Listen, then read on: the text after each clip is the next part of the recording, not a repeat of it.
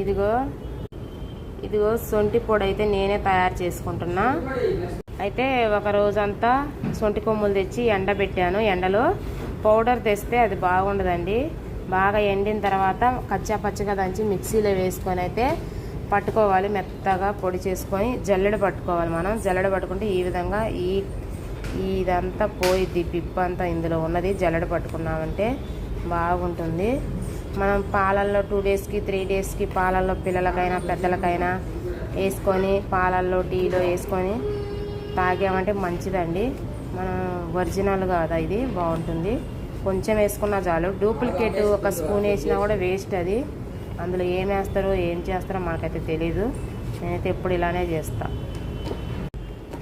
మీరు ఎంతమంది ఇలా చేస్తారో కామెంట్ చేయండి.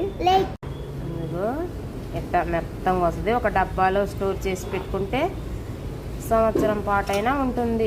చాలా బాగుంటుంది. కొంచెం వేసుకున్నా చాలండి. ఇంకా ఉంది జల్లెడ పట్టేది.